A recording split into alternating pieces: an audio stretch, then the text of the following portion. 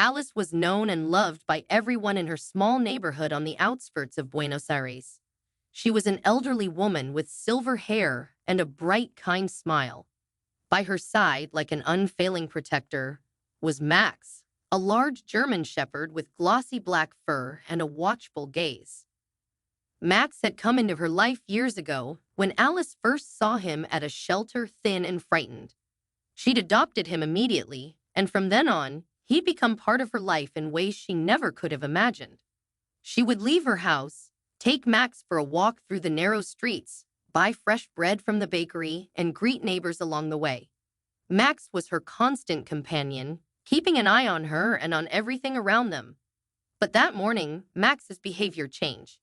He seemed tense, stopping every few steps to look around and sniff the air, his ears perked up. It was as if he sensed something off.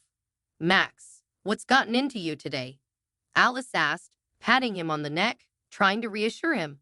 But even with her soft words, Max's alertness didn't ease. He kept tugging her toward home, as if he wanted to get her inside as quickly as possible. "All right, let's just grab some bread and head back," she said as they entered the bakery. From inside, she noticed two men standing across the street. They seemed to be talking, but they were watching her intently. Diego and Javier, complete strangers to Alice, had a look that sent a chill down her spine. It's probably nothing, she thought, trying to push away the strange feeling. Outside, Max was watching them too, his body tense, his eyes fixed on the men. He let out a low growl, sniffing the air. Diego nudged Javier and whispered, "She lives alone. Just her and that dog. She seems like an easy target." As she walked back, Alice noticed Max's uneasiness and felt a growing concern. "What is it, Max? You're acting like you've seen a ghost," she said, trying to brush it off. But she couldn't shake the feeling that something wasn't right. Hurrying her steps, she and Max returned home. As she closed and locked the door behind them, she tried to convince herself that everything was fine.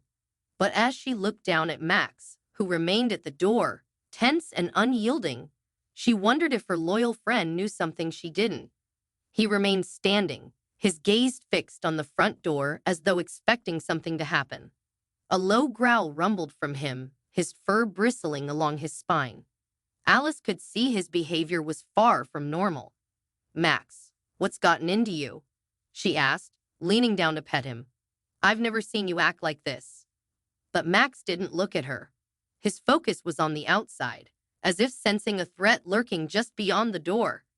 Outside, hidden in the shadows of the alley across the street, Diego and Javier watched Alice's house closely, their eyes sharp and calculating.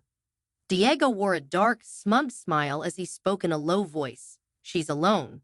"That dog doesn't look very friendly," Javier replied, watching Max's silhouette through the window. "But if we get rid of him, the rest is easy." Diego nodded confidently. "We'll come back later tonight, when it's quiet. She won't even know what hit her." Max's posture made her believe that he knew something was coming, something she hadn't yet understood. Outside, Diego and Javier waited, watching the lights go out one by one. When the house was finally dark, Javier gave a grim smile. "Tonight we're going in. They won't know what hit them." Inside, Max stayed by the door, his gaze unflinching, as though sensing the real danger that was about to cross the threshold. The tension in the air was almost tangible, something Alice could feel even if she couldn't explain it. Suddenly, a soft sound came from outside, making Max go rigid, his growl low and dangerous. Alice, still half asleep, murmured, "Max, what is it now?" But before she could stand, she heard a sound that sent chills down her spine, the jiggling of metal against metal. Someone tampering with the lock. A loud crash shattered the quiet as the front door was forced open, and Alice let out a scream of pure terror as two masked men, Diego and Javier, charged into her home, their faces hard and menacing. "Stay quiet, lady," Diego shouted, a cruel smile twisting his face as he advanced toward Alice. "We don't want to hurt you. Just hand over anything valuable." Alice took shaky steps backward, her heart pounding as panic took hold. But Max didn't hesitate. With a ferocious growl, he launched himself at Diego, his jaws clamping down on the man's arm and dragging him to the ground. "That damn dog," Diego shouted, writhing on the floor as he tried to shake Max off. "Javier, get him off me."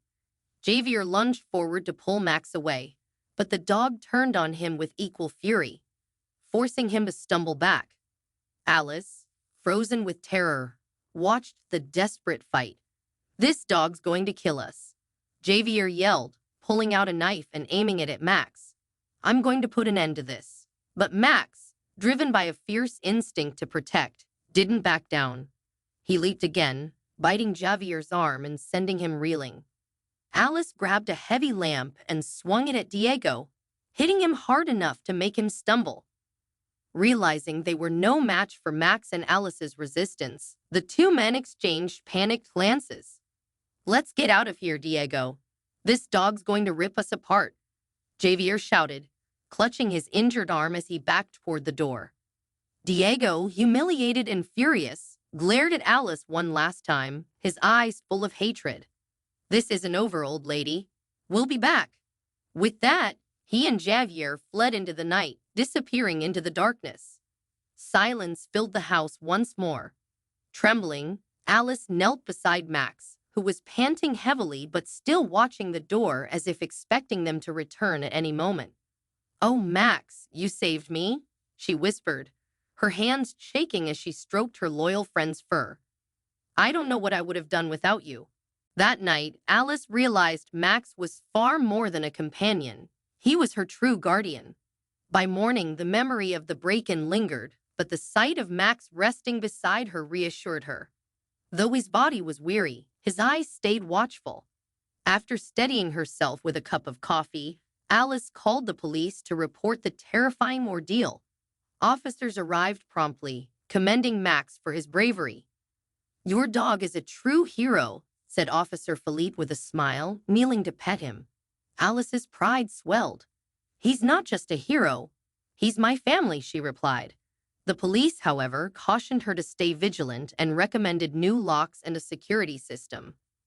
Over the next few days, Alice took every precaution. Meanwhile, in a distant alley, Diego and Javier, nursing their wounds, plotted a return. "Next time, we'll deal with the dog first," Diego muttered, his frustration evident. Javier nodded grimly, agreeing they wouldn't fail again. Max, as always, patrolled the house, his growl rumbling at the slightest sound. When a faint noise came from outside, his ears perked, and he stood rigid by the door. Suddenly, the lock jiggled. Moments later, the door burst open and Diego and Javier stormed in. "Don't make this harder than it needs to be," Diego said coldly, advancing toward Alice. But Max sprang into action, leaping at Diego and knocking him to the ground. Javier attempted to intervene, but Max's swift and fierce defense forced him back. Heart pounding, Alice called the police. As Max fought valiantly, the sound of sirens drew closer. Cornered, the intruders tried to flee, but officers arrived just in time to arrest them. Later at the station, the police chief presented Max with a medal for bravery in a small ceremony attended by officers and neighbors. "You're more than a hero, Max," Alice murmured, stroking his fur. "You're my family, my strength, and my greatest protector." As the breeze rustled softly, Alice and Max sat in peaceful silence, knowing that together they could face anything.